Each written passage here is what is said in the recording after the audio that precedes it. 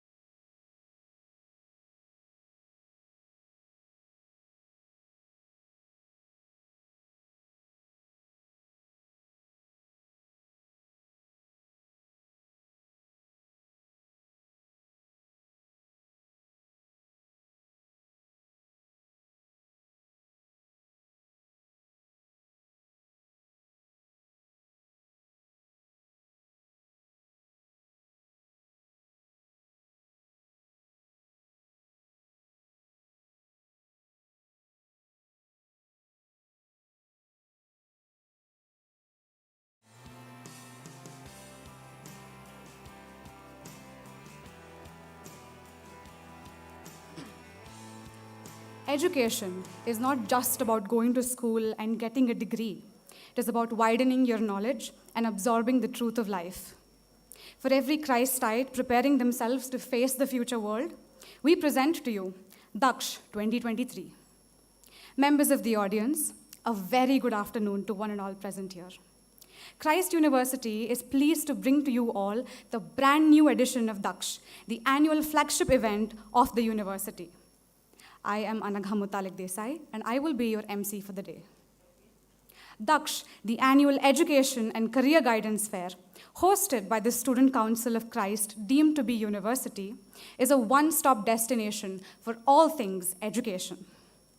At DAKSH, you get to witness exclusive opportunities, get imperative student guidance, acquire varied knowledge, and make informed choices regarding your education and your career. Without further ado, we present to you today's session of DAKSH 2023.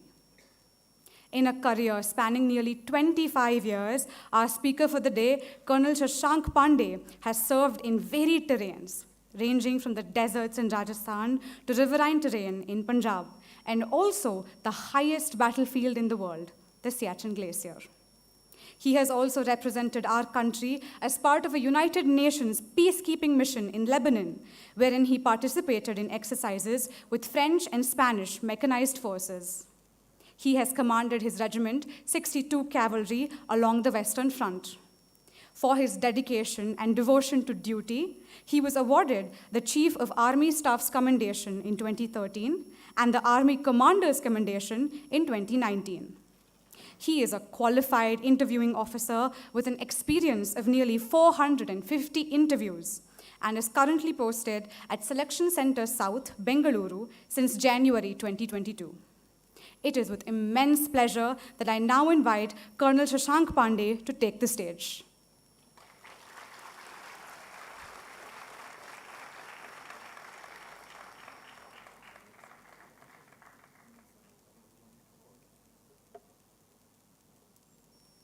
Jai Hind, everyone.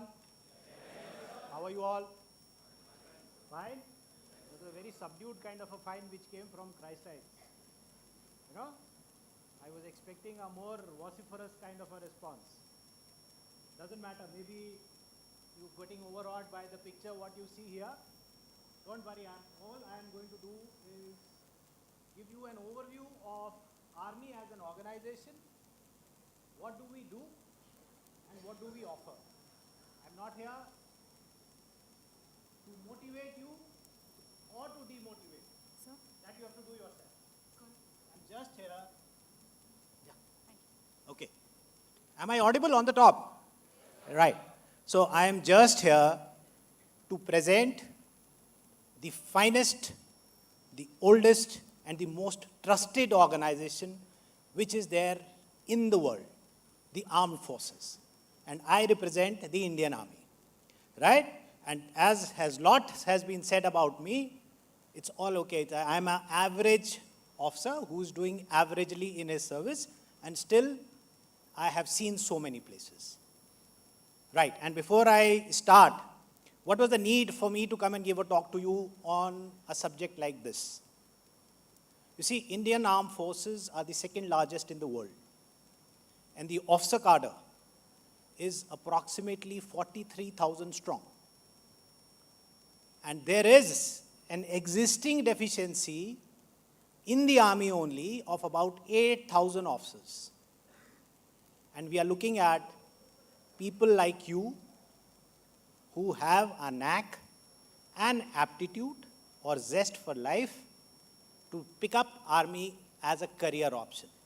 So I'm just going to tell you what it is, what it offers, what are the various modes of entry, and most importantly, since I am presently posted as an interviewing officer in a selection center, I will give out what do we look for, all those of you who have appeared for Services Selection Board, or so what we call as SSB, as to what we look for in a candidate when you come to us for 5 days for the SSB, right?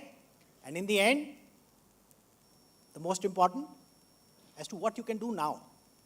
If you are wanting to join the armed forces, what is it, those small little things in your daily life that you can do? I will try and recommend a few things to you. It is up to you whether you want to do it or not. However, those things are the main takeaways from this talk of mine. Right? So, as we are all aware, Indian Army, saga of courage, valor, culture, heritage, bravery, whatever you want to call it, you can qualify and quantify it with adjectives and adjectives. However, the centermost picture, if you see, you'll see a lady officer getting a sword of honor. This is from the Officers Training Academy, Chennai, and the officer is Major Divya Ajit. She's an NCC cadet, she was rather, and then in 2011, she passed out from the Officers Training Academy, Chennai, with the sword of honor. Needless to say that the last bastion where the gender biases were existing have been broken down or lowered, and ladies are joining in combat support and logistic support arms and services. And the quote is very important here. Reputation is what you fall for. So we live with a character and we fall for our reputation. So that is when all other means have failed, that is when the army is called in, be it for the internal security or any other natural calamity you would have seen, and that is where we deliver. When there is no other alternative, where there is no other option, that is when we come and we deliver.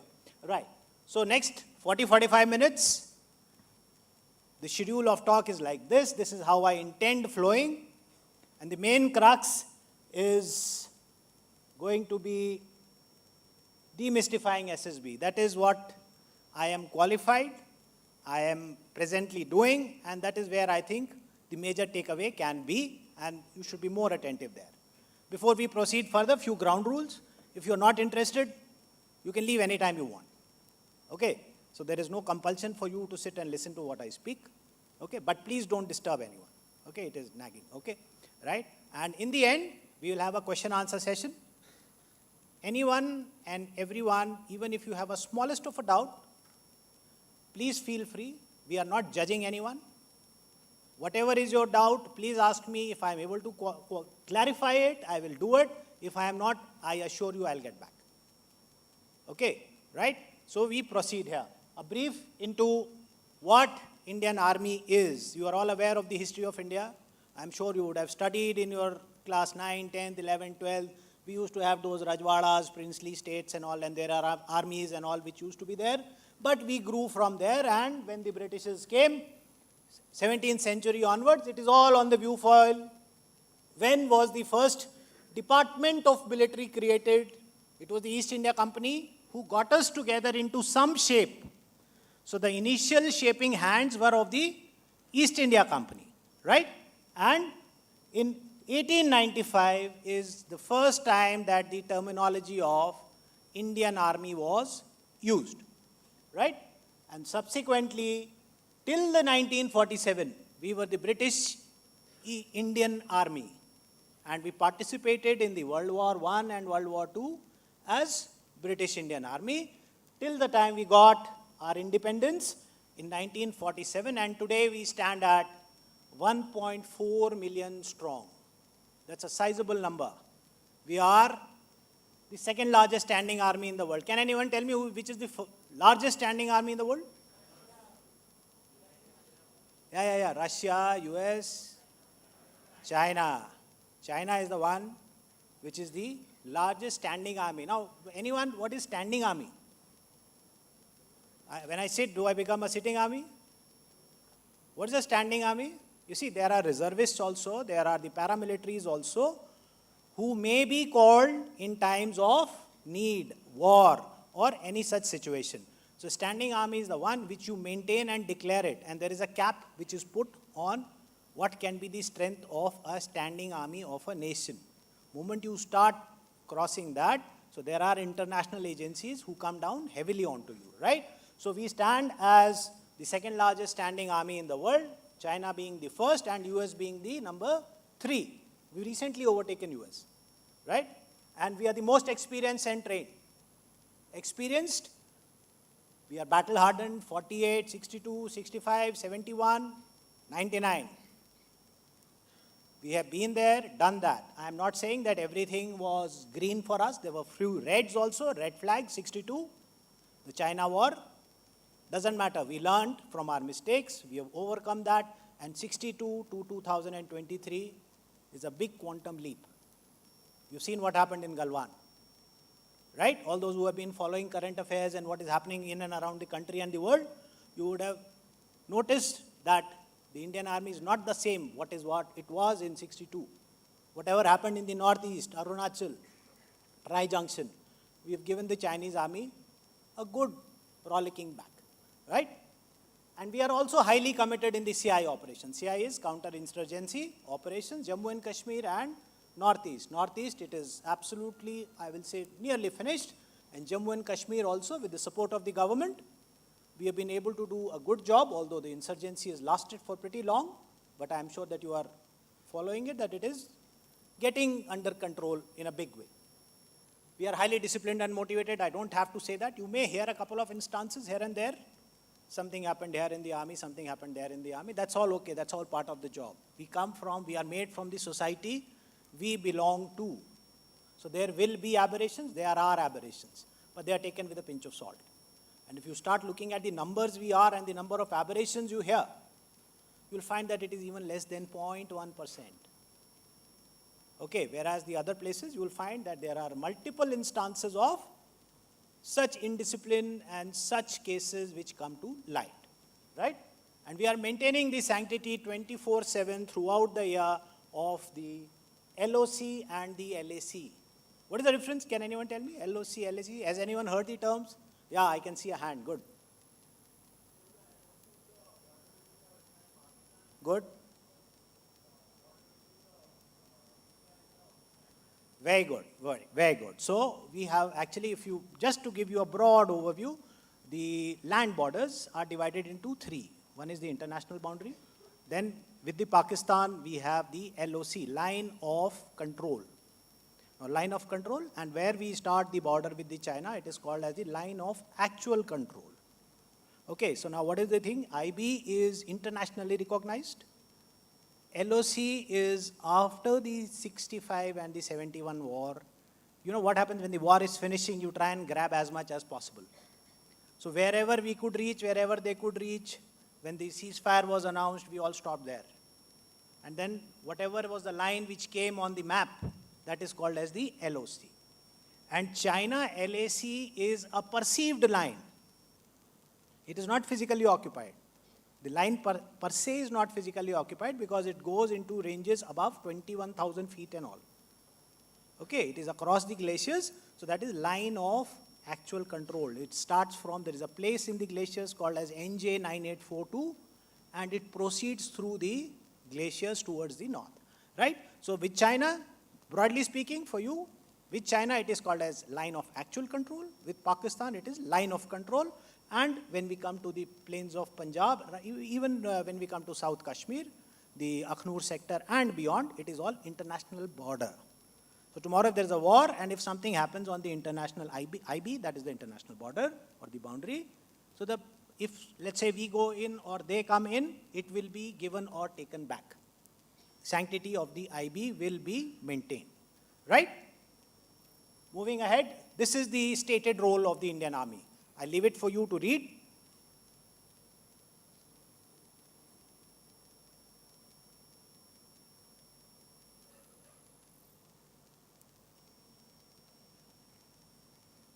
Can I move ahead? Right. So, for fulfilling this role, a broad understanding, what is the organization like? What is the chain of command? What are the various organization establishments which are there on the ground, which help us take the decisions, and how does it flow? On the top, we have the CCS, or the Cabinet Committee on Security, which is directly under the Prime Minister's office, which takes the major decision at the national level.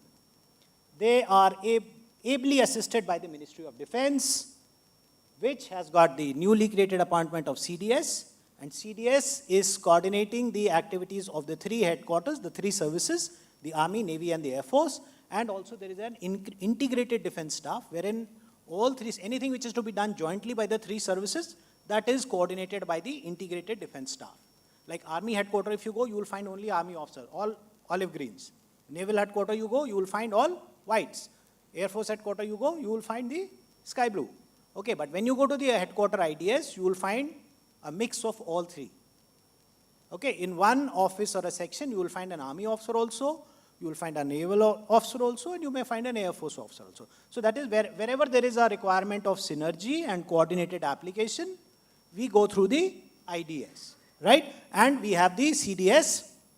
Earlier, just for, it's a could know thing, before the CDS was there, because CDS is a new phenomenon. There used to be a Chiefs of Staffs Committee, which was whoever was the senior most chief, the Army, Navy, or the Air Force, and he used to be the head of that committee. Okay, so it was basically a merry-go-round type. Whoever is the senior most comes in, whoever is the senior most comes in, right? So now we have a more structured thing. Now, specific to Army, below the Army headquarters, we have the command headquarters. We have got 8 Army commands, including the training command, right? And here, Bangalore, we come under the Southern Command of the Army, which is at Pune. Below the commands, we have the corps. Okay, I'm just telling you the names. I'm not getting into the technicalities of it. Below that, we have the divisions and the brigades, and the lowest is the units. But these are the where our strength lies. Brigade, division, corps, command, they are all headquarters. They are all the coordinators. So if I tell you broadly, each brigade generally has 3 units under it. Okay? Similarly, each division generally has 3 brigades under it. Each corps generally has 3 divisions under it. Okay, so the corps headquarters is coordinating the activities of 3 divisions under it. Right? Am I making some sense? Okay, I didn't get a very encouraging kind of a response. Doesn't matter. Maybe I am boring. Okay, and the units are further subdivided or classified as combat arms, combat support arms, and logistic support arms. Right? We will get into that. Now, combat arms, basically three arms are there. Combat arms, as the name, the terminologies are very simple. When I say combat arms, this means combat arms get into close contact with the enemy, physical fighting takes place. Right? We close in with the enemy, we are the man on the ground who will finally take the shot or fire the round. Okay? Kill or get killed. Right? And then we have three of them: infantry, armored corps, where I belong, and mechanized infantry. We have the combat support arms. Now, these are the people who are not directly into the battlefield, but they are influencing what is going on in the battlefield. Okay? They are influencing what is going on in the battlefield. We have the artillery. Now, what is artillery? Artillery is basically big guns.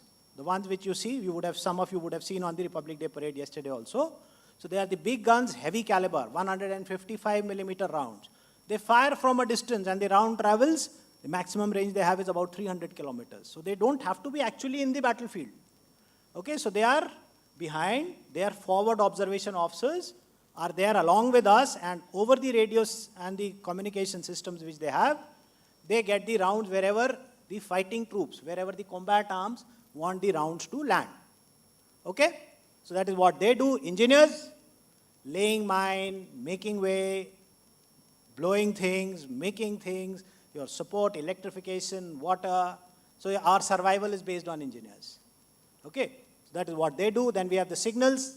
As the name suggests, they are into communications, everything, whether it is battlefield, peacetime. You have to communicate. In battle, when you are in the battle, you have to know where is my next guy. You can't make out. So you have to be on the telephone, on the radio sets throughout. So that is what is all managed by the signals. Then we have the Army Air Defense. They look after any threat which is coming into the sky. Again, they don't have to be in the battle space. They are not there. However, they ensure that the air above you or the airspace above you is devoid of any adversary aircraft or flying object. Okay? And we have the Army Aviation. Now this is my own. They are equipped suitably with arms and ammunition, cannons, missiles, guns, rockets to come and take care when I required a third dimension to come and influence on the battlefield. So that is what the combat support arms are. And then we have the logistic support arms, which help us with everything, right from our rations, right from our ammunitions, to the dresses we wear, to the equipment we use, their maintenance, repair, anything goes bad, they are the ones who look after it. If I am fighting, I require my replenishment of supplies and ammunition. Who gets it? I cannot carry my entire load on my back. So they are the ones who get it. The Army Service Corps, we have the center here only in Bangalore. We have the Army Ordnance Corps, which supplies us with the ammunition, the uniform, whatever, the vehicles. Okay, then we have the electrical and mechanical engineers who look after the maintenance of the entire fleet, be it your any kind of equipment. They are the ones who will put it on road and provide it for you. And we also have the medical corps. Needless to say, they look after your health, your in case there is any casualty, any wound which is there, or any kind of a medical attention which is required to be given to the troops, that is looked after by the medical corps. And we have, as I said, lady officers joining both combat support arms and logistic support arms. Earlier, it was only logistic support arms, and combat support arms have recently started taking in the lady officers. So they are there everywhere in the, They are there everywhere in all these combat support arms. Right. I have already covered it as to what we do. The infantry guy, he's the man who believes in his hands and his legs and his gut. Okay. He's the guy who's going to do ghop, nikal, dhawa, take a aim, shoot, fire, everything. He's the one who's going to make the difference, finally. Armored Corps, what we do, we are on the tanks. Okay, we have a crew of 3. We have 3 types of tanks. You can talk to me on tanks for hours, we can talk. But just to tell you, we have tanks, and they are primarily used in presently the tanks which we have, primarily used in the desert sector or in the hilly sector where there is a plateau kind of a region because of the mobility issues. And what we fire is slightly heavy caliber, like the guns which they use, or the rifles which the infantry use is 5.56 or 7.62 mm. What we use is 125 mm. So you can make the difference. So when armored corps comes, we make the difference. Okay, and then we have the mechanized infantry, which is a good combination of both these. Now what you see is ICV, infantry combat vehicle. It has again got a crew of 3, but they also carry 6 people who sit inside. So infantry, when they move on the battlefield with some protection, they become mechanized infantry. Understood? And this vehicle itself has got missiles and rockets and cannons, which the vehicle also is a very, very potential and a potent fighting platform. So this is what is your combat arms. Combat support arms, I have told you, this is how an artillery gun looks like. This is a 155 mm Bofors. This is what the engineers do. No obstacle is an obstacle for an engineer. Okay? This is the signals for our communication. You will see these big bulky vehicles with antennas and all. Anywhere they will ensure that you are connected. Your communications, your signals can never go down if you have a good signal support. Right? And we also have the army aviation, like I said, helicopters. You can see here the battle, niche, the combat arms are fighting, the infantry, the armored and all, and the aviation, the third dimension comes in for an envelopment from the top. And they are also suitably armed and equipped. Right? And we have the air defense, which is for ensuring that no one interferes from the top. And these are the logistics I have already covered, just for info.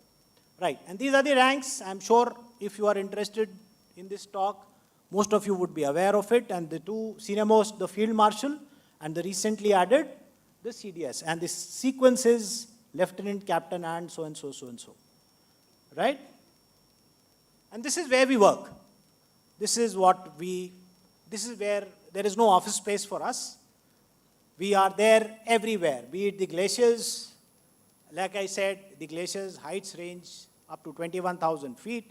Temperatures go up to minus 60 degrees. I have been there, so I can vouch for it. Even if you have to drink a glass of water, it will take you half an hour, because you have to melt that ice and then only you can drink it.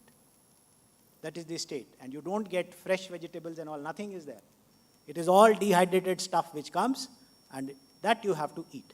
So that is why a tenure in rotation generally doesn't last more than 3 months, because human body cannot sustain thereafter. Right? So these are the glaciers, the northern glaciers we only have in the northern command along the Aksai Chin area and all. Okay, and the Siachen Glacier is the highest battlefield, as was told to you earlier, highest battlefield in the world.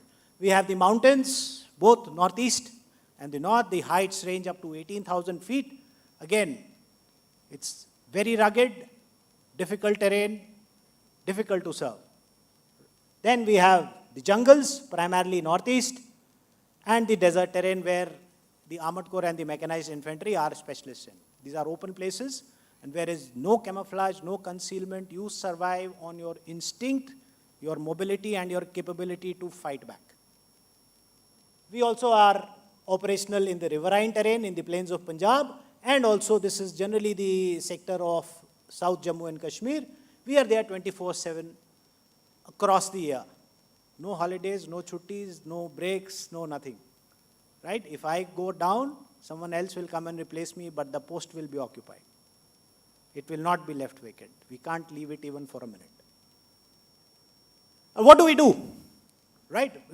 There are no wars. 1999 was the last time we had a semblance of a war. I will not call it, because we decided not to cross the IB and the LOC with Pakistan. So that is why it is not classically qualified as a war. But what do we do other than that? Operations, more or less I have covered. We have been operationally involved. NWNP is no war, no peace. No war, no peace. Like what happened in Galwan or Tri-Junction. We are not at war. But what happened cannot be called as peace also. So that is typical kind of engagements which are called as NWNP. No war, no peace kind of engagement. So which we continually are involved. There are so many incidences which do not come into the national media. Do you think that everything after that clash at Galwan, everything was silent thereafter? No, things happen. They keep on happening. So that area is not classical peace also, not classical war also. So that is why those areas are called as no war, no peace, and we have active engagements there. Right? Counter-terrorism, special ops. Can we forget Akshardham or Mumbai? Whatever happened? right? And finally, like I said, it was the army which had to be called in as the last resort to ensure that normalcy returns. You must be thinking NSG आया था, army नहीं आया था. NSG is also populated by army only. They are army officers only who go on deputation to NSG. They come from the other paramilitary forces also, but primarily it is the army which comes in. And Sandeep Unnikrishnan from Bangalore was from army, right? And what do we do? Peacetime? लड़ाई तो रोज नहीं होता है. Peacetime, we do relief work.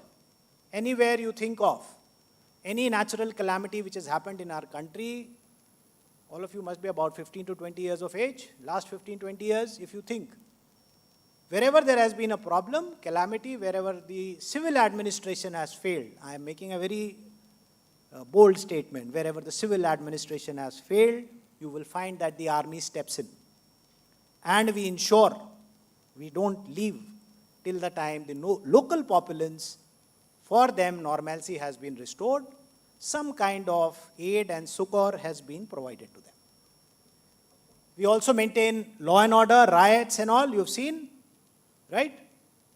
In addition, we also look after activities of environmental protection, river cleaning, tree plantation, recently glacier cleaning.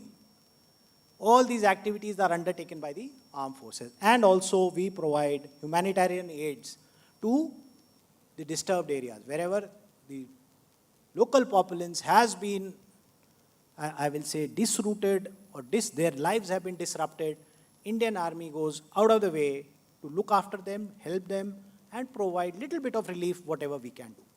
Right.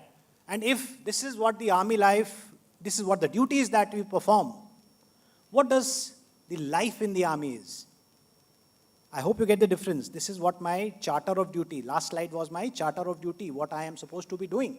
Now, if I am doing all that, what does the army provide me in return? Basically, if I put it, perks and privileges, what I do get. Okay, some of them I have listed because I can't list all of them here, right? So, see, most of the places, when you go to, I will say, corporate sector, government sector, any kind of a job, wherever you go, you will find the day you join the job, your learning stops. You become, let's say, a B.Tech or an M.Tech or an MBA or a graduate, and you've joined your job, and thereafter, bye-bye studies. And actually, I also thought so when I got recommended in NDA, I thought, ho gaya, 12th pass, abhi padhai nahi karna hai. You are sadly mistaken. Okay, the studies, grooming, and your professional growth starts thereon. We will teach you at the best of the institutions, best of the places. Like you see, if you do M.Tech, you are a B.Tech and you want to do M.Tech, you do M.Tech only from IIT. Nowhere else. And that too, it is for the army. Best of the IITs, they offer us places. Management, IIM Ahmedabad, IIM Indore, all the IIMs, they have seats for the army officers, right? In addition, if you are doing some language courses, you go to the best and the only institute in the India, the Indian School of Foreign Languages in Delhi. We do courses in Chinese, Vietnamese, Nepalese, Bhutanese, various courses. And when you do those courses, let's say if I'm doing a Chinese language course, which I know is a 3-year course, I get posted to Delhi, I do my classes only. That's all. I go attend my classes. For 3 years I am in Delhi learning a language, and therein after either I'll go in the embassy or I'll go as an interpreter, some place like that. So this is how your professional growth or your competence is further strengthened or you are further empowered in this service. In addition to that, you get to see not only India, but the world. And this is all paid for. You don't have to spend even a rupee from your pocket. Like I have been to Lebanon for a year. I got some money in return actually. I didn't have to spend anything. Right? We go for training exercises. India, yes. I have myself seen from Jammu and Kashmir to Tamil Nadu and from Rajasthan till Orissa. Being an Armored Corps officer, I have not gone to the far east, but that is the length and breadth and the spans of the country that I have seen. And this includes posting to places like Delhi, Bangalore, where I am currently, Lucknow, and other such good places. right? There are a lot of myths कि होगा कहीं किसी गांव में बैठा होगा कहीं कुछ कर रहा होगा. नहीं, it's not like that. It's not like that. You get your share of pluses, you get your share of hard postings also. So it's an equal distribution. Okay? So, and you also get posted to embassies. There are defense attaches. Each embassy across the world has a defense attache, and it can be from any of the three services: Army, Navy, Air Force.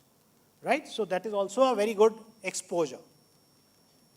Life in Army, adventure. This is what we are more known for.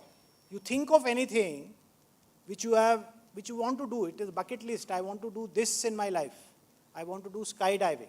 I want to do deep sea diving. From there, plus 21,000, I want to go to minus 8,000. We are there. It is all provided. There are courses conducted. You don't have to pay anything. It is not that I want to go for skydiving, so I have to pay minimum itna, itna, itna. No, there are courses. You will be trained. You go, you opt, you volunteer, you go do your skydiving, you come back. You want to do riding, you start in your academies itself. Okay, deep sea diving, again, nothing. You don't, it is a list, one of the items in your bucket list, and we cater for it. Right? And a lifestyle, absolutely it is unmatched. If you look at the day you get commissioned, you are a class 1 gazetted officer. And people compare us with the IAS and all that. There is no comparison. Actually, if you go strictly what has been written down, there is no comparison. It is a service which is different. So there are no parallels. So that is why whenever the pay commission and all come, they say that Army should have a separate pay commission, because the kind of lifestyle, the kind of hardships, the kind of places we get posted, the kind of, I will say, anything and everything that we do requires, it cannot be equated with anyone or any kind of a service. And we also have access to all these facilities. And these are there everywhere. It is not that it is there in one station, Bangalore, Bada station hai, so I will have a golf course and all those things. But no, it's not that. It's there in most of the stations. Right? And we also have this. We have our own colleges. We have our own institutes. We have our own law college. We have our own engineering colleges, own medical colleges. Everything is there. We don't have to go out actually. And therein, it is not that it is not open for the others. It is open for the others, but priority is given to us and our children if they are interested. Right? And family, we do look after our families. We are a big, strong, huge family. And family for us is priority number 1. So that is why last 3 bullets, if you see, pension and family pension. Indian Army is the only organization in the entire country wherein you have a pensionable service. The day I retire, okay, it's still 10, 12 years from now, okay, I will get a pension. Right? And let's say hypothetically, if someone gets martyred in the line of duty, the family gets a pension. And it is a benevolent pension, wherein it is more than what a normal pension is. Okay? Leave. My authorized leave is 80 days in a year. Tell me any organization which will give you 80 days leave, and that too paid. There are no deductions in this. 60 is my annual leave and 20 is my casual leave. And plus you would see a couple of dots there. There are other leaves also. I can opt for a furlough. Okay? So there are other types of leaves also. I can take advance of annual leave also. Right? So if I take advance of annual leave, so my quota of leave in a year from 80 days, it becomes 80 plus 60. 80 plus 60. So 140 days. Out of 365 days, I can be on paid leave for 140 days. Right? So these are the kinds of perks and privileges. Medical care, absolutely, not only for me, for my entire family. Family means not only my wife, my children, but all my dependents. Okay, so they all get the entire medical benefits. And medical benefits means the best of the hospitals. You know, where does the President of India get treated? Anyone? No. Yeah, she gets treated at the R&R Hospital Army, which is in Delhi. Referral and Research Hospital, Delhi. Right, so that is also an army establishment. It is one of the best establishments in the country. AIMS is one of the best in the country again. But the President of the India gets treated there. She is our Supreme Commander. What we guarantee, right? What we guarantee you is we will transform you a winner for life. And believe you me, having spent 25 years as a commissioned officer and 29 years if you include my 4 years of training, immense job satisfaction. No other job in the world can give you so much that I'm being very frank. Never in my last 29 years, I am from an absolute civil background. I come from a family of bankers. Okay, so, and no one in my entire extended family is in the army. But never in this last 29 years has there been a day, a moment wherein I felt ki kahan phas gaya. I have seen, I am an interviewing officer, I do interviews of, when I come to the kind of entries that we have, I do interviews of candidates who are working with Infosys, Wipro, Capgemini, you name the company, and they are wanting to quit it. Getting a package of lakh plus in a month, but wanting to quit it. And when you ask them why, sir, I am not cut out for this. It is not that he's not cut out for this. That means he is still not satisfied with what he has got. He's been working there for a year, 6 months, 8 months. So that means he is okay. But that means that insatiable hunger which is there for life is not getting satisfied. That is why he is wanting to move out. Right. So coming on to the meat of the presentation as to, now if this is what we are offering, then how do you come and join us? I've already told you about 8,000 vacancies as on date. This is as was told in the parliament. Okay, 7,900 something. So I rounded it off to 8,000. So what are the entry schemes? Primarily, I believe there are undergrads here, right? Okay, so these are the entry schemes. It may look like a busy slide, but it is not so. Okay, so we have 10+2. We will not dwell much on that.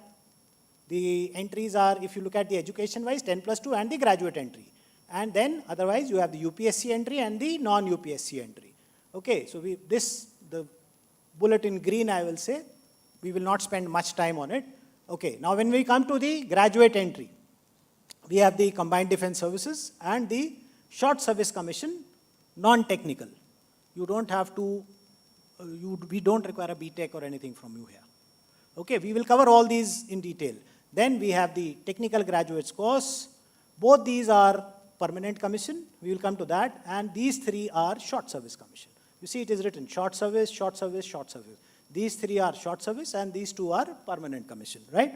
And in addition, we also have these two, but of not much relevance to you people. Just for info, these are service entries. Basically, there is also an opportunity for a boy who joins the organization as a Jawan, for him to promote and excel and get himself commissioned as an officer. And believe you me, the organization provides all the infrastructure and support for this also. Right? So these are the entries, that's why they're called as service entries or in-service entries. And then we have the others also, the medical corps, the dental corps, the education corps, and the remount and veterinary corps, which is basically the veterinary officers we are looking at. So I will primarily be focusing on this aspect. Right? So these are two types of commission, which I already told you, the permanent commission and the short service commission. Permanent commission, as it says, permanent till the time you retire. And your retirement age is not fixed. It is based on your rank, the rank which you achieve. Like I'm a colonel today, and if I retire today, I will retire at the age of 54. Okay, so moment I get, let's say, promoted to the next rank, brigadier, so the retirement age also increases by 2 years. So then I go at 56. So accordingly, the rank, as your rank, you go higher in the rank, the retirement age also increases, right? And permanent officers generally get trained at NDM and IMA. Exception is 10+2 TES. It's a technical entry scheme which has recently been started, but it is for the students. I don't know if any one of you is still eligible for that. Okay, we will cover the QRs and all those things. And short service commission, you are there for 10 years, guaranteed.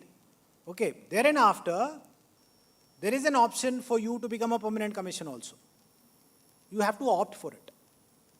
Let's say if I am a short service commission officer, so when I am in my 9th or 10th year of service, I have to give in my option or a choice whether I want to be into consideration for a permanent commission, or second option is whether I want an extension. That's why I have written 10+4. So the options are either I say I want to be a permanent commission officer. Second option is I say I want an extension of 4 years. Third option is I say thank you very much, I want to leave. So all three options are there, right? And in your extension, let's say if you ask for extension of 4 years, when you are in that period, any day, you keep on looking for your alternate options and avenues. Any day you find an opportunity, you are free to leave. There is no saying कि अभी 4 साल पूरा नहीं हुआ है, जाने नहीं देंगे. Okay, so that is not a problem at all, right? So these are the two types of options. Now, NDA, we have permitted girls. Now, the first batch of girls, as we talk, is already under training at NDA. This is the first time it has happened. Okay, 15 of them are already there. Okay, it's an entry of 10+2. Anyone who's getting affected, less than 19.5 years old. Yeah, so you may like to read this slide. Okay, so if you are interested, okay, so age is 16.5 to 19.5 years. It is the day or month, first day of the month on which the course is commencing. Let's say the course commences twice, January and July. So 1st of January, you should be not more than this or less than this, right? And training is at the National Defense Academy. This is one of the finest establishments in the world.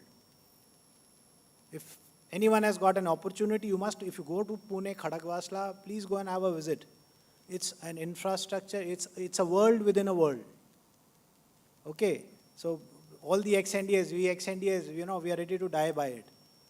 Right, so that is the kind of training that you get there, and you also do your degrees there.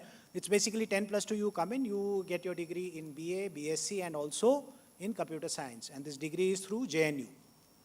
Right, so you do your training also, you do your studies also, and you start your transformation also.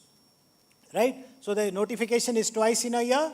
It's all written, exams conducted by UPSC. So this is a UPSC entry.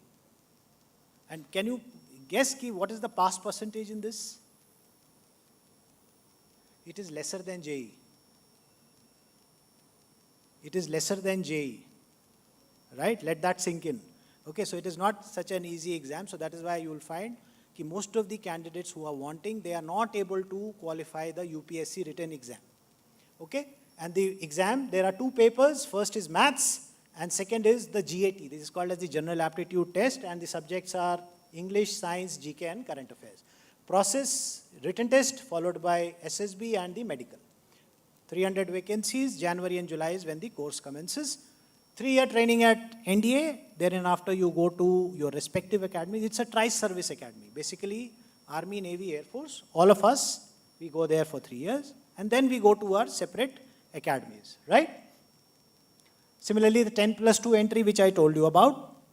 Okay, only thing is the training period is 5 years.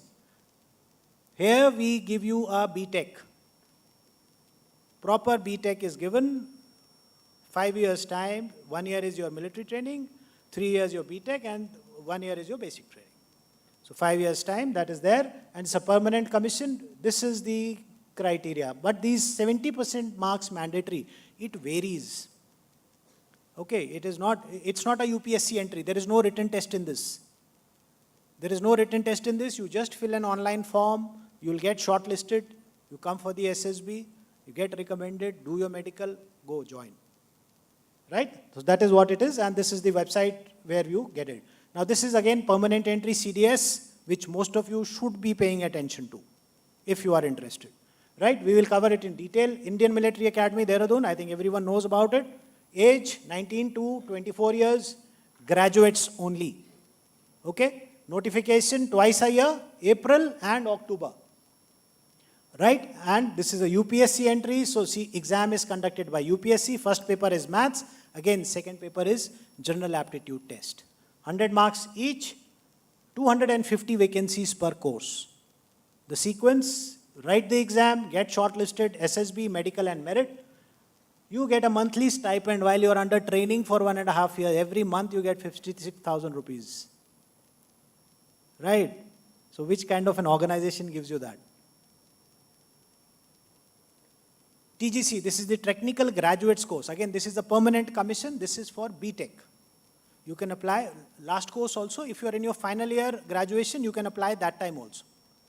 This also, if you are in your final year BTech, you can apply, and also if you are holding a BTech degree, thereafter also. The age criteria, it's a limited, slightly more liberal age criteria. Training is again at Indian Military Academy. Here, training duration is only 1 year, unlike CDS, wherein it is 1.5 years. TGC candidates train for 1 year. They also get the same stipend, and they also get an antedate seniority. Antedate seniority, let's say you get commissioned on, I am commissioned 13 June 98. So the TGC guy who got commissioned along with me, their date of seniority will be 13 June 97. Right? So that is the kind of difference or the advantage which the TGC entries get. Okay. Now, coming on to the Short Service Commission. These are SSC. SSC stands for Short Service Commission. NT is non-technical. That means anyone and everyone can apply. Okay, again, all Short Service Commissions are non-UPSC entries. Only what you have to do is fill in the online form, get shortlisted, come for SSB. Right? So, non-tech, men and open for both. Men and women, open for both. Age 1925, you go to Officers Training Academy, Chennai, and this is what happens. Training is only 49 weeks. Only 49 weeks, and you get the same stipend. Stipend is same. Everywhere, per month, you get this 56,000 rupees. Right? And SSC Tech, everything is same, just the qualification is that we require BTechs for this. The technical arms, primarily for the technical arms. Right? And NCC special entry, most of you are here. NCC, I presume most of you are NCC, so this is where you go and train, this is the age criteria. Now, important point to note, Bravo grading in NCC seat certificate and this is the most important thing. This changes. This minimum 50% changes. Recently, we are now, this is again, not to be quoted, recently we have been asked comments as to which should it be 50% or should it be increased. So, all the selection centers have said it should be increased, it should be minimum 60%. So please don't say go by 50%. Your academics is very, very important.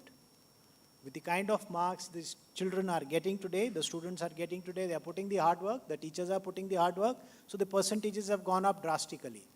Okay, the moment we reduce the percentages to 50%, the kind of input that is coming in is not up to the mark. So that is why recommendations have already gone. So once the next notification comes, don't be surprised if this benchmark of 50% is increased a bit, right? So please focus on your academics, that's important. Okay, balance, everything is same. There are vacancies are 50 every year and 49 weeks of training at OTH Chennai. And there is also for anyone law qualified, interested in doing law, yeah. So there are also JAG entries. JAG is Judge Advocate General. Okay, we have our own army rules, army orders. We are different. You know, we can't be following the IPC and all.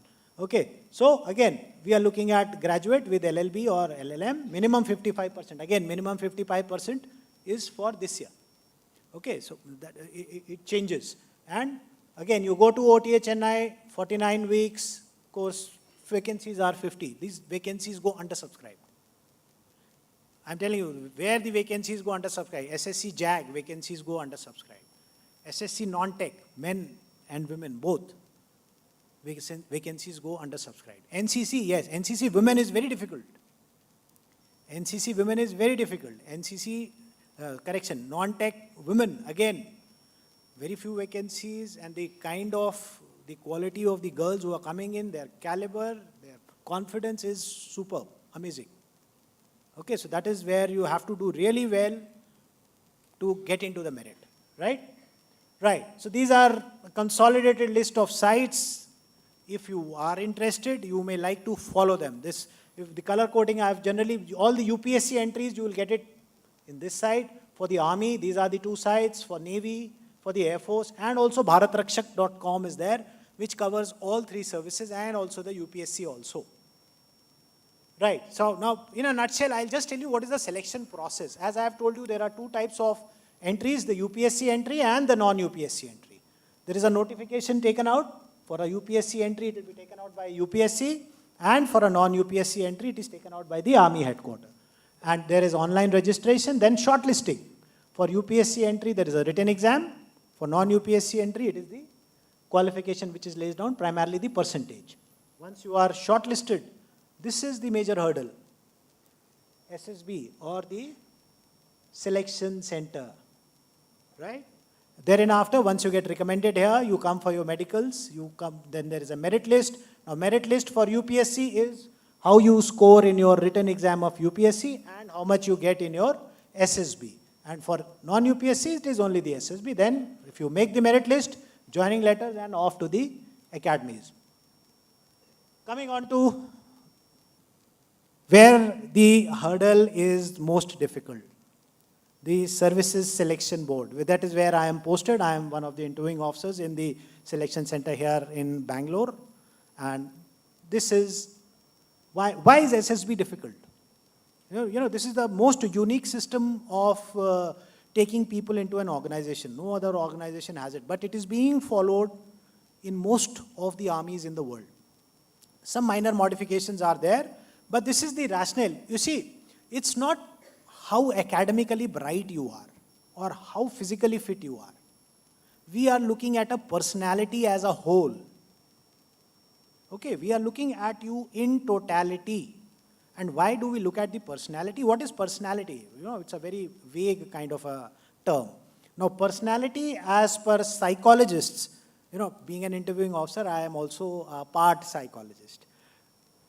Personality is a net sum of nature and nurture. Nature is as nature, whatever God has given you, genetic, some things are there ingrained in you, which further develop as you grow. And nurture is your environment, your surrounding, the situations, the day-to-day activities. I am interacting with you, my personality is undergoing a change. It may be a very minor change. You meet your friends, you meet your relatives. Okay, you talk to anyone, you had a fight with anyone. Your personality, that is what is nurture. Some people, I had a fight, 4 दिन बाद भी याद रखूंगा. I will sort him out. Some people, लड़ाई हुआ, चल ठीक है. That is nurture, how you take it, how it affects you. So that is why you would have, there are cases, you know, I have interviewed a candidate who came for SSB 27th time. And he got recommended. Now, it is not that कि जो पहले जिन्होंने 26 ने किया, they were useless or their assessment was wrong. No, it is not like that. Like I am saying, the personality is very dynamic. It keeps on changing. Every SSB experience, you improve, you develop. If you are able to identify where my problem is and you work on it, you will come up. Maybe that boy took 26 attempts to identify and come up to the desired level. And some of us come up in the first attempt, like I was first attempt. Right? There are 3 techniques. I will cover them in detail. Basically, we are looking at what you think, what you speak, and how you act. There has to be synchronization in all 3. If I am thinking something, speaking something, and acting something, I am lost.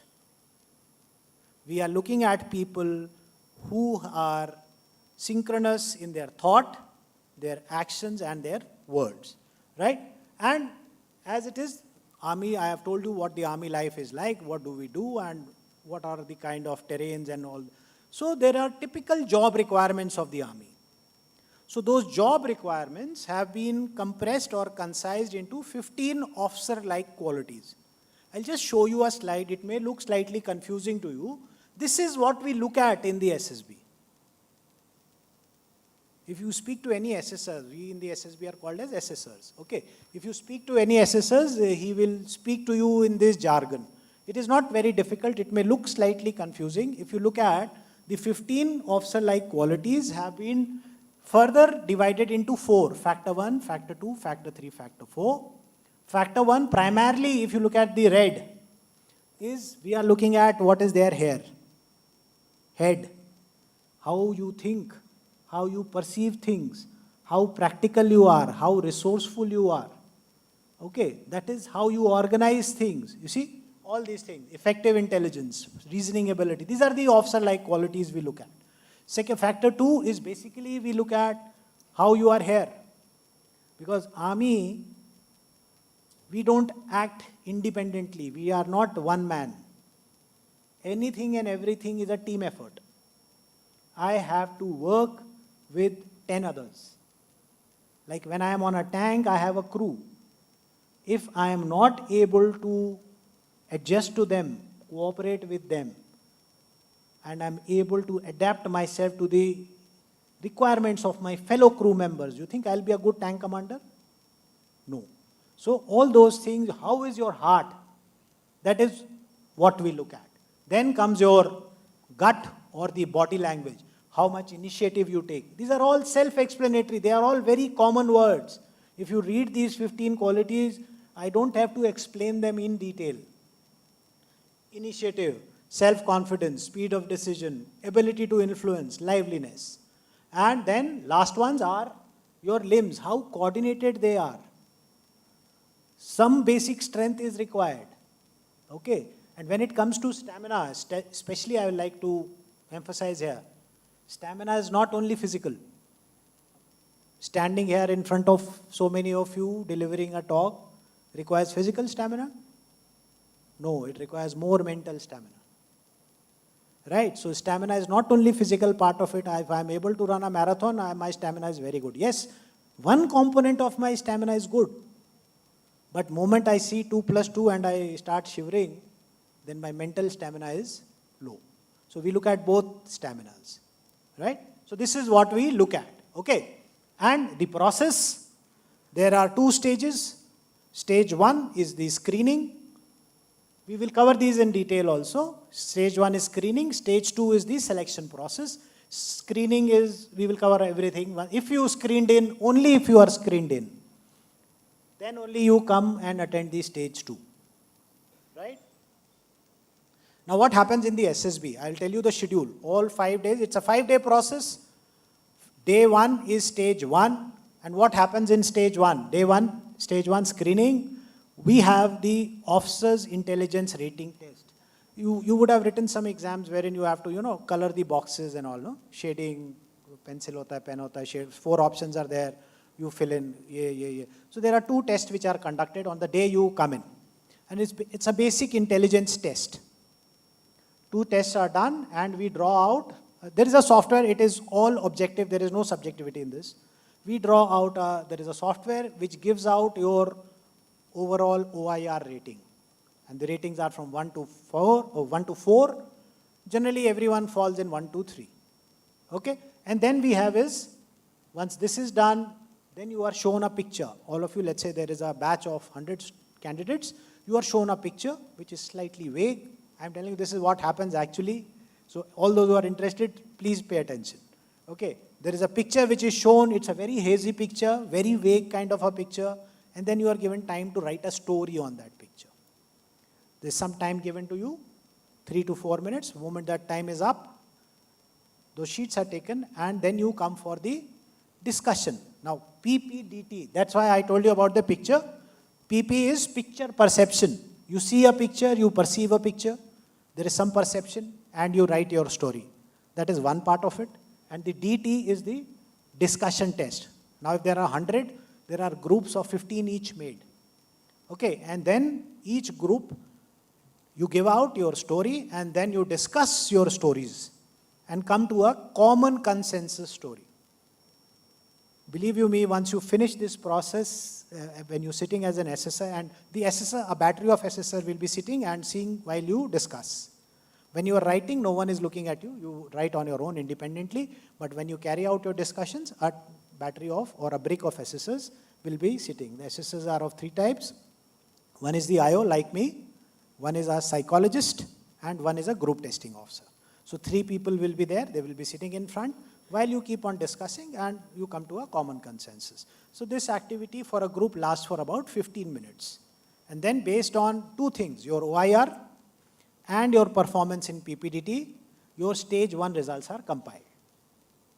Am I making some sense? Right? And then you have your results.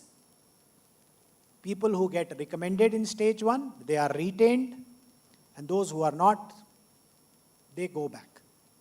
Right? And therein after you have your documentation in settling on. That's what happens on day 1. Nothing more than that. The entire testing process, the duration of the testing process is not more than about hour and a half on day 1. That is all. Right? Day 2 is when your assessment starts. It starts with the psychological test in the morning. It's of about 2.5 hours to 3 hours. It depends. There are different batteries of tests which are there. Okay. So this is what all you do. And now each abbreviation here, TAT, thematic apperception test. Now what happens? I'm telling you, I'm not supposed to be telling you all this, but a picture is shown to you, like was done in stage 1. You're supposed to be writing a story on that. 11 pictures will be shown, and then the last one is a blank. There will be no picture, just a blank slide will come. You have to write whatever you want to write. Okay, so these are the 12 things, 11 pictures, 1 blank slide. The timing is also given, 30 seconds, each picture is flashed, and then you get 4 minutes to write. Right? Candidates miss out here because they don't, the time management goes for a toss. 30 seconds, 4 minutes, it is all automated. No one will wait कि अभी मेरा हुआ नहीं है. Okay, so invariably you will find कि couple of them miss out on a few pictures. Right? And the last one, as I said, is a blank slide. Again, 30 seconds के लिए flash होगा, 4 minutes will be given. You have to write your stories. The second test is the WAT or the word association test. Very simple. Like pictures, this time words will be flashed. Okay, bad, murder, knife, not that all negative words. Okay, so there will be 60 words which will be flashed and you have to write a sentence. Right? And blank after every 20 words. Now why blank after every 20 words, I'll tell you. What happens? Now when you're writing, tuck, tuck, tuck, tuck, look at the time. It is 15 seconds per word.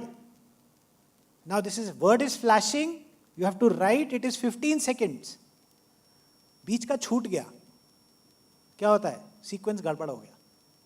1, 2 लिखा, 3 छूट गया, 4, 5 लिखा, फिर confuse हो गया, पता चला word था 9, मैंने उसको लिखा 11 में. Okay, so after 20, there is a blank. And you turn the page also. So that if you have jumbled up your sequence in the first 20, the next 20 you can catch up. And similarly, after next 20, again there is a blank. So that you know कि I am going correct.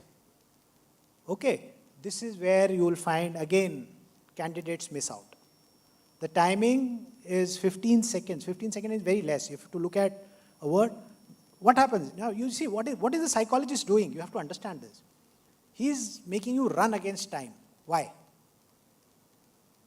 When you are against time, what is ingrained inside will only come out. You can't give, you can give a couple of words or pictures, you will be able to give an artificial response. But then by the time you reach 8th, 9th, 15th, 38th, 48th word, your natural responses will start coming out. Right? So that is what? He is looking at your mansa, the head, the ingrained, the depth of your personality. Right? And then we have the situation reaction test. Okay. Again, 60 pictures, 30 minutes. Picture will be there. A situation will be written. There is no picture in this. A boy was going to the school. Suddenly it started raining and he saw an old lady crossing the road. Dash, dash, dash, dash, dash. Something like this will come. and you have to complete that story. Okay, that is how it happens. 2 minutes, you have to complete that story. After that, the next situation will come. Am I making sense? Right? So 30 minutes, 60 pictures. Oh, sorry, I told you 2 minutes. No, it's 30 minutes, 60 pictures. So again, you are running for time. So the entire battery of the psychologist test, you will find you are running against time. And the last test is the SD, or the self-description, which is you have to cover it. You get 15 minutes. These are the specified heads under which you have to cover it. Okay? And on the same day, that is day 2, your interviews also start. Once you finish your psychology test, thereafter, few candidates will be called. Randomly they are called. There is no sequence ki 1, 2, 3, 4, 5 aaj hoga, kal. So randomly, candidates are called for your interviews also. Now, day 3 is when your group testing. Now, day 1, your head has been looked into, and some of you, your thought, speaking actions also have been looked into. What you speak, how you talk. Okay? Now, day 3 is when how you perform on the ground. The group testing tasks. There is a group testing officer. He will take you. Day 3, day 4 are for the GTO task. These are the tasks which you do. Group discussion. You are divided into groups. Now, stage 1, there was one grouping, 15 each. Here, the groups are smaller. When you go for group testing, you will be 7 to 10 candidates in each group. And the first test is the group discussion. Now, he will give you a couple of topics. First, there are 2 discussions. First, there will be 3 topics.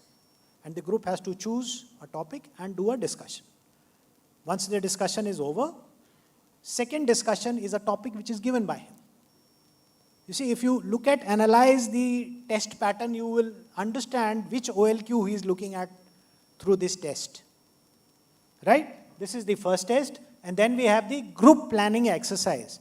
A small little picture is painted to you. There is a river, there are some terrorists, there is something happening here, something happening here. And you have to write your solution as to how you will solve that picture. Okay, there is a fisherman here, his boat has gone down the river. Very simple situations. You have to write your solutions and submit your solutions to the GTO. And thereafter have a discussion on that. And arrive at a common storyline for this. This is what happens in the group planning exercise. Now, progressive group task, again, all of you, there is a series of obstacles which is made on the ground. Right? And there is a start line and there is a finish line. In between, there are couple of go areas, couple of no-go areas. As a group, the entire, let's say, for ease, there are 10 of you. All 10 of you have to cross that maze, which is created on ground. And you get some support material like some rope, some balli, some patta, all those things you get. You can use those things and cross over from start line to the finish line. The entire group has to do it together. We have the group obstacle race. There is an obstacle course which we have, and the entire group has to do the course together. And when you are doing that course, a load is also given to you. Okay, generally it is in the form of a sack or something, some load is given to the group to carry it along. Okay? Then you have the half group task, like it was the progressive group task, wherein the full group participated. Now you come to the half group task, therein out of 10, 5 people will perform the task at one go, and then the balance 5 will perform the second time. And then we have the lecture it. There are 4 topics. This is an individual test. 4 topics are given to you on a chit. Out of that 4, you are at the liberty to choose any one topic, and you are to speak for 3 minutes. Okay, that is on day 1 of the GTO. And also your interviews after this, all this starts at about 7 in the morning and it finishes by 12:30 in the afternoon. So post lunch, your interviews of the balanced candidates also take place, right? And day 4 is when your group testing 2 takes place. We have the individual obstacle. There are 10 obstacles. Again, it is an individual task. Although it is a group testing, but it is an individual task. There are 10 obstacles. You have to do all 10, and the time given is 3 minutes. So let's say if you are physically fit, you can repeat the obstacles. Okay, and if you go on the net, you will find there is a very detailed thing with respect to each task, each obstacle has got marks given to it. Okay, let's say obstacle number 1 has got 3 points, obstacle number 4 has got 2 points. I'm just giving a hypothetical thing. So if you have to repeat, if you are physically strong enough, you have to repeat. It makes sense to repeat obstacles which is giving you more points, right? And what is this?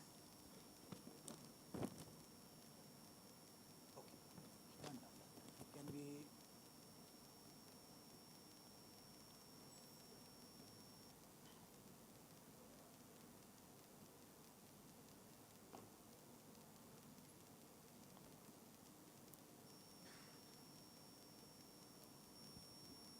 Right, and also personal interview.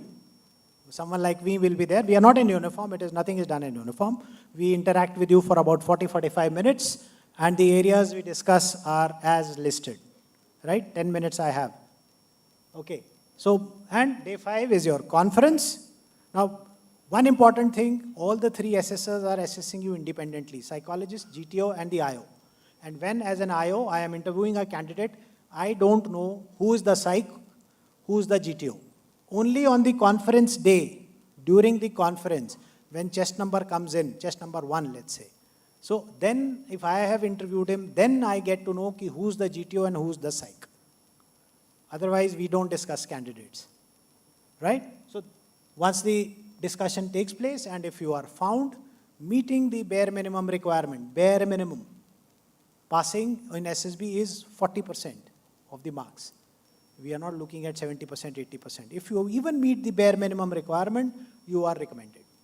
Once recommended, your results are there and you go in for your medicals and your stay gets prolonged, right? Now, entire story I have told you. If you have to make a decision, it has to be now. So what can you do now? You are already in your graduation, first year, second year, third year. What are the things that you can do now to develop your personality, right? Like I said, personality is dynamic, nature and nurture, that theory which I told you, and all these things are proven. Now what can you do, right? Academic performance, I have already been emphasizing on it. The minimum cutoffs vary. So please ensure that your academic performance is, you are above average. You have to be above average. If the average is 60, be slightly above the average. You will make the cut or the qualification. Communication skills, verbal, non-verbal, both. It is not only what you speak.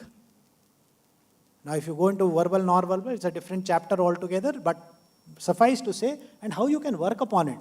Have your participate, group discussions, debates. Christ gives you a fantastic platform to develop your communication skills. And if you adequately utilize these opportunities, your communication skills will develop.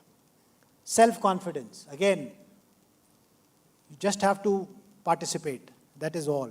NCC, the activities conducted by the college, national NSS, there's so many things which happen. Even this program which is happening for the 2 days now. Be there, participate, moment you interact. Like I was thrilled when my entire coordination for this event was through a student. Captain Sajina spoke to me once, and therein after it was all through the student. It was so impressive. Good to see the confidence level. Good to see that he's overcome his shyness to speak to someone he's never met. Right? So this is all. Journal awareness, newspaper. Let me tell you, most of you don't read. I know my son studies here only. Okay, you don't read newspaper. Please read newspaper. We are not looking at the depth in the knowledge कि Russia Ukraine का लड़ाई हो रहा है तो अभी क्या होगा? नहीं, लड़ाई हो रहा है. Basically, broad understanding should be there. Just be aware. Just be aware. We are not looking at the depth of the knowledge. Right? What else? Current affairs. Keep yourself updated. Keep yourself updated is very important. Not only for, if you are not wanting to join the armed forces, doesn't make a difference. Follow these things. They will help you for any career line you choose, any hurdle which you are facing, or any unknown situation you are likely to come into. Right? Physical fitness, reading habit, again, it is going down. I am telling you, 450 candidates, I can count on my fingers as to how many read. And reading habits, like generally people will say, I read. Okay, theek hai. Which is your author? Now, moment you grant me, I'm nearly 45, 46 years old, done 450 interviews, so grant me, and I do read. Okay, so most of the authors I have read. Moment someone is saying, ki, okay, I have read Amish.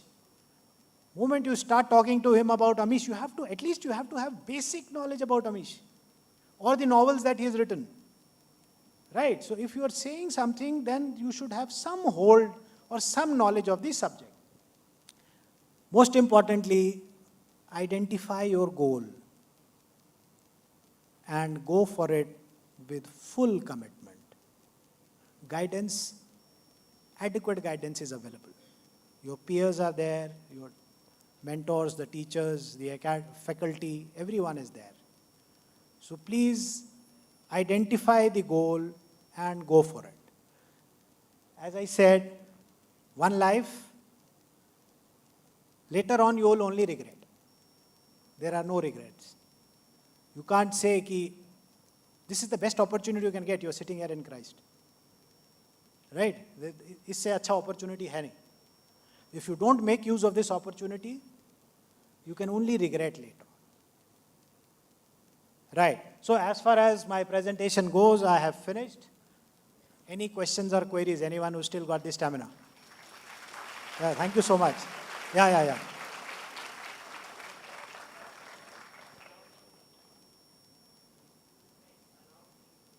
Specs, what is the power?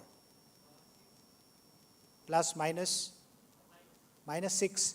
Minus 6 will not be allowed. Plus, minus 2.5.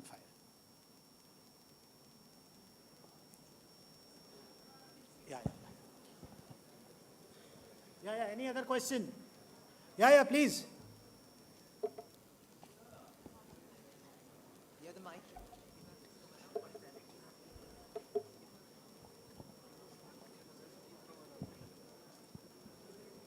Hello.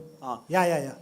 Sir, I got a question. Like, you have a TGC entry, Yeah. which were only BTech. But I am pursuing degree from physics, maths, electronics. Like, Okay. we have a similar subjects which was there in engineering too. So Uh-huh. why can't we pursue like TGC entries and all? You see, there is a typical requirement, a qualification of a BTech for that. So the qualifications, I can't say ki why BSc with similar subjects is not permitted in that. You can come for short service commission tech. For short service commission tech, such entries are allowed. If you have the similar subjects as BTech, you can opt for short service commission. Once you are finishing your 10 years, you can opt for a permanent commission. Yeah. There is no physical examination. You are saying medical or? Medical is a very stringent medical test. I am not a medical doctor. It's a very stringent medical test. But let me tell you that also. If there is a problem, let's say if it's a problem which is curable, like what I find, generally what happens is some of the candidates who come, they are overweight, hypothetically. So you're given time. Okay, you are given time, you are given, I think, 42 days to reduce weight and come back again and get your re-medical done. Okay, but if there is some problem, let's say if someone has a problem which is not curable. Okay, like there was a candidate who came to me colorblind. Okay, color blindness is not curable. You can't cure it. So every time and any time you go, the medical people will reject you. So the medical is very stringent, very strict. Let me put it here. It is very strict. Okay.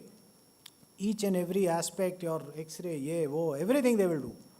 But it is not that you are not given, if there is a, what the medical terminology calls it as a temporary rejection on medical grounds and permanent rejection on medical ground. So if you are a temporarily rejected candidate, you can come back again after 42 days after getting the necessary medical attention. Any other questions? Please talk to me. Yeah.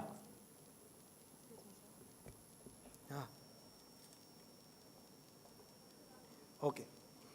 Yeah, this is the last question. You can speak.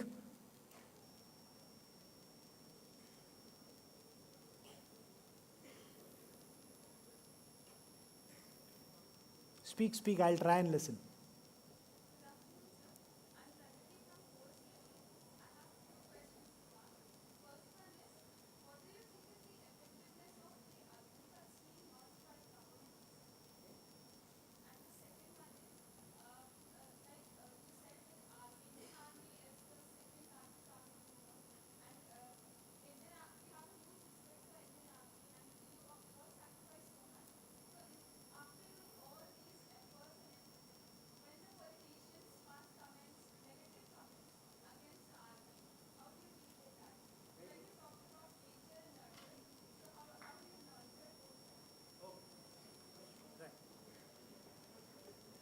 First is Agnipath scheme. It's a very new concept recently which has come in and is still in the, I will say, very nascent stage. It is growing. You have to understand, if you have gone into the, what were the reasons for introducing the Agnipath scheme rather than the permanent recruitment, it is primarily for the Jawans. Okay, so what was happening, now this Agnipath scheme is, you serve for 4 years and thereafter only 25% is retained and balance. Now it is primarily got, the driving force is the finance aspect. Okay, now when these 75%, when they move out after 4 years, so they don't get pension. Okay, because what was happening, the burden of pension on the defense finance was so high that they could not take it any longer. The finances are limited. Okay, so that is the reason. Now what happens, second corollary to it, now if I am getting enrolled as a Jawan, Jawans generally get enrolled at 18, 19 years of age. And then they serve for minimum 17 years. Okay, so now what was happening, over the period, the fighting force was getting older and older. Now if I am turning over 75% of them after every 4 years, so I am maintaining my fighting edge is comparatively younger, more physically fitter, and I am more prepared, better prepared. That was the first question. The second question was with respect to politicians making comments. We are apolitical. What is apolitical? We don't follow any politicians. We don't follow any parties. For us, the president is the supreme commander. We are there for the nation. You may keep on saying whatever, we understand that much of maturity is there with us to understand that he's trying to gain his mileage or his bit or bite in the media. That is all, and he's using the armed forces as the punching bag or the platform through which he may get launched. But that doesn't affect us. And what was the last question you asked? With respect to nurture, the entire presentation, the slides, like when we take you in, take it as what you are naturally today. And the transformation which goes over, like when I joined the army in 1998, that was what I was nature, and what I stand here today is nurture. Right? I hope I have answered you. Right. And I have already been given adequate warnings, so thank you very much for being a very good audience. I really enjoyed talking to you all. Thank you so much. Thank you, Captain Sajina ma'am. Thank you very much. Thank you.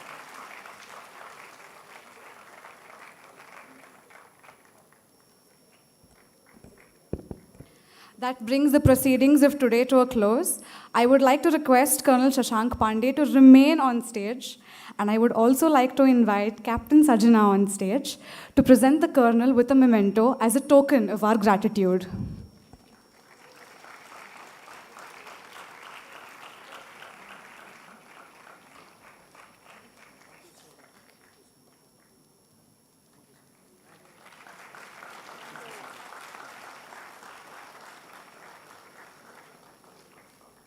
We are extremely grateful to you, Colonel, for your service to the nation, for enlightening the way, and for increasing our knowledge today.